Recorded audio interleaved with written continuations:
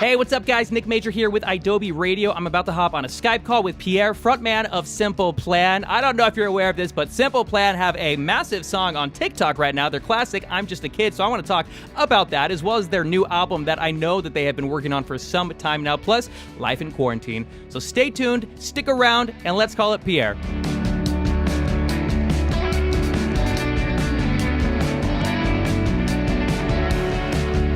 Oh, Mr. Pierre, we are weeks and weeks and weeks into isolation. How are you? How's life? Life is okay. I look at different people out there and their lives, and I can imagine what it's like for a lot of people out there. And I think that all things considered, my situation is pretty nice. I live in a place where the weather is nice, where I'm outside most of the time. My wife and I and kids have just moved into a new house in a small town. I think there was a total of like 5 or 6 cases in this town. So very, very, very, very low risk. We have a nice, pretty big property. We've got some animals. We've got 2 dogs, a cat, and 14 chickens. So my kids are entertained. We have a pool in the backyard. So all things considered, I think that we're doing, we feel very lucky and very blessed to be in the situation here. So we're doing okay. It's I'm not going to lie, it's challenging in some parts. We have 2 children that are 6 and 8 years old, and they require a lot of attention when they don't go to school like this. And on top of that, my wife has started a podcast. So she's upped her workload, which means that the children's workload falls more on my shoulders. But it's all good. We're all, like I said, all things considered, we are doing fantastic. That's good. I'm glad to hear that. And last time I knew of a house that you lived in, I think it was your house that I stopped by a number of years ago, back in 2016. I did an interview with you and Chuck out by the pool just before Taking One for the Team came out. Yeah, that was Chuck's house. Yeah.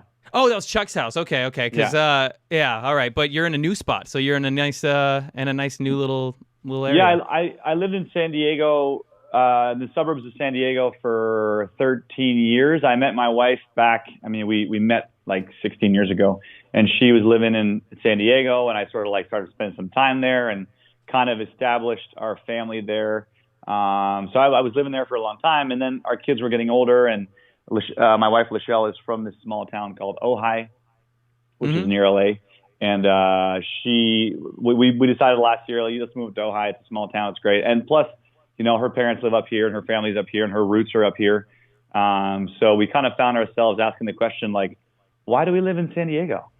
And it was kind of like, well, why don't we move back to family? So now we're here, and the timing couldn't have been better because, with this whole pandemic thing, it's nice to be in a small town where you feel a little less exposed and, safer from it. So. It's nice. And speaking of Lachelle and her new show, it is Rock Wife, and it is right on Adobe Radio, what you see on my backdrop here. Yeah, it's on Adobe, yeah. Do you know any kind of details about it? I should be asking her about it, but do you kind of know what it's about? Yeah, I've been involved in it just by default. It's called Rock Wife, and it's really, her point was she's met a bunch of other girlfriends and wives of guys in bands through me. Touring on a Warped Tour with me or going on the road with me in the band. And she loves to talk. She's a huge fan of Howard Stern, his kind of comedy. And one day, about 6 months ago, she's like, I think I want to start a podcast. And I was like, what? Podcast? Why? And she's like, no, I think because she needs something. She's dedicated her life to our children for the last 8-9 years of her life. And she's come to that point where she's like, I need something that's mine, that's my, my creative outlet. And so she decided, she's like, I want to do this. I want to be like a radio person. And she's like, I want to talk to other wives of band guys, but I don't want to talk about the band guys. She's like, I want to talk about our lives and how us wives are dealing with this and what it's like to be a rock wife. And, I think that her point, which I thought was really good, is that most girls that have ended up marrying guys in bands end up being pretty cool chicks, So she's like, I want to talk to these girls and I want to have a good time. It's very, very, not to be taken too seriously. It's a good one to have a cocktail and listen. A lot of sort of jokes. And it's just a good, feel-good show, and she's really enjoying it. She's actually editing right now. Usually I'd be in my studio, but now she's taking up my studio. So before this whole thing hit, you got to be one of kind of the lucky bands, because I've talked to a number of artists who they at least got to kind of wrap up a tour just before this started. A lot of bands, they were taking kind of the holidays off and then getting ready to hit the road in March. Yeah. But you were over in the UK with Bowling for Soup right before it all happened. How was that? Was that at least a good send-off to the foreseeable future?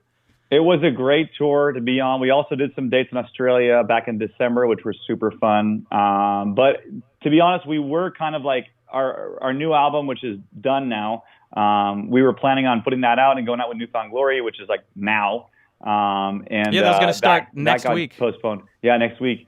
So that got postponed. So we're kind of like, we did a tour with Bowling for Soup back in the UK. That was fun. It was like 6 days. And but we were definitely looking forward to this next tour, and it's definitely put a new challenge, into the schedule, and try to figure out what the hell were we doing as band guys. It's like this is like probably one of the most affected businesses, so to speak, would be concerts. It's probably the worst place to be to catch a virus. It's like you're in a sweaty club rubbing up against people. So yeah, but it was definitely it was a rude awakening, but it's we're trying to take it in stride and see what happens. Yeah, and I know at this point that you guys did announce that tour got put off, and I'm guessing my guess is as good as yours as to when that tour could happen again. But it sounds like you guys are you holding off on the new album release just to wait until you're able to tour on it, or to kind of? We've talked about what we're gonna do. There was talks of like holding it off for a bit, and then there was talks of like we can't hold it off because we don't know how long it's going to be. And right now we're just kind of figuring out like how we're going to release it. Like we're in the middle of getting another record deal right now. So it's not that we're holding it off. It's more that we're just trying to, okay, now we got to plan it and figure out, do we release it all at once? Do we do a couple of EPs? Do we break it up? It's because now there's so many different ways to put out a record. You could put out a song every week. You could put out 12 at once. So it's a matter of just figuring that out. Mm-hmm. And I know people will be eager. You guys, I always like it because you guys never rush albums out. You always give them some time. It gives you a chance to tour the world and show everybody the new tunes before putting new ones out. But there's this app called TikTok, and oh my God, I cannot believe what happened with I'm Just a Kid, because thank you, TikTok. Thank you. How did you guys find out that this was happening? Because for those who don't know, TikTok, it is full of like the latest and greatest memes, and people started taking the chorus of I'm Just a Kid, and they created the hottest thing with it. When you're spending every day on your own, and here it goes, I'm just a kid, and life is... Yeah, it's funny. I had a couple of people that sent me some text message. There was Travis from We the Kings. There was Jared from Bowling for Soup, and they were like, "Hey, bro, do you guys know that your song is like trending on TikTok?" And at that point, I was like, "Oh, I can't do another freaking app, another social media app that I don't feel like getting into." So I was like, "Oh, yeah, that's cool, whatever, that's cool, And then later, like Travis again was like, "No, dude, it's really blowing up." We're like, "Yeah, that's cool, whatever." I'm not going to look at that. And then Jared from Bowling for Soup was like, "Guys, your song I'm Just a Kid is like blowing the fuck up, and you guys need to like pay attention." So we're like, "Oh, okay, cool." So we looked into it, and like sure enough, we're like, "Holy crap, this song has really taken off." And it's been cool. I think what I really appreciated about it the most is obviously I'm Just a Kid was one of our big songs when it came out, but it's a little bit dated. It's not like it's going to blow up today, but it gives people the chance to like, who's Simple Plan? Like you have these 12-year-old, 15-year-olds that have no idea who we are. And they're like, "Oh, look at this discography. Whoa, okay, cool, yeah, and then because I'm seeing our numbers on Spotify we're almost at 6 million monthly listeners right now, which is more than we ever had, and it's for sure a little bit due to the TikTok thing. So it's pretty cool. I was happy to see that was happening, and like you said, because the demographic on a spot like TikTok, it is a younger audience. I think the best thing that can come from this, you guys aren't out there to tour, to release new music, to potentially be seen by a new audience. This is one of the blessings that could have happened during this time. So nice job. That was awesome. So thankful. And it really was, we didn't push it at all. Like it was purely organic. We didn't promote it. We didn't have a label trying to place it. It was like purely like people calling me, "Dude, the song's blowing." I'm like, "What's TikTok?" It's cool. It's cool to see that a song that was written over 20 years ago. It was released in 2002, but that song was written, I want to say like probably about in 2000, and maybe even 1999. And to think that now it's kind of resurfacing like this, it's pretty cool.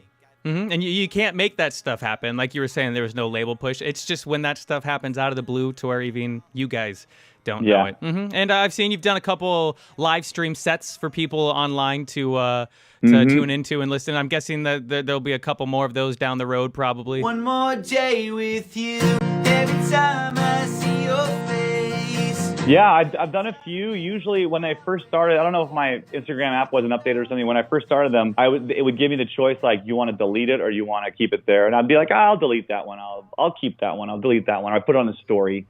So I've done like, I want to say like maybe 8 or 7 or 8. But this last one, because I just updated my app, because I'm an old guy now that doesn't update his apps anymore. And it was like, do you want to post it? I was like, I'll post it. So that one stayed on. It's on my Instagram.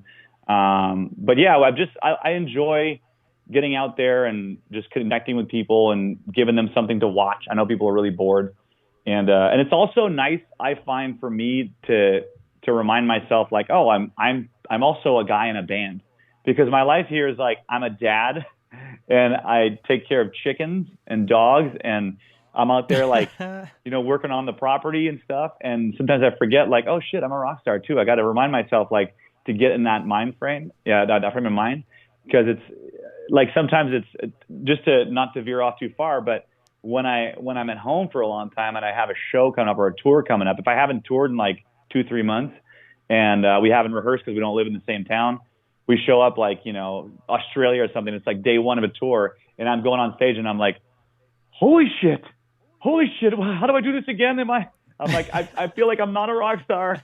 So it's good to keep in touch with fans and play songs for people and just remind myself of who I am on stage. So you guys, you've been a band for like 20 some odd years now. And at this rate, will this fall into potentially the biggest gap that you guys have ever not toured, if it looks like for the next year or so? Or have you guys taken some extensive time off touring in the past? We've always taken a little bit of time off between records. And as you stated before, we're slow between records. And it's not by choice. I think it's because we have this, we're insane perfectionists, and we always want to make sure that our records, and I'm sure everybody feels that way, but like we want these records to be so good.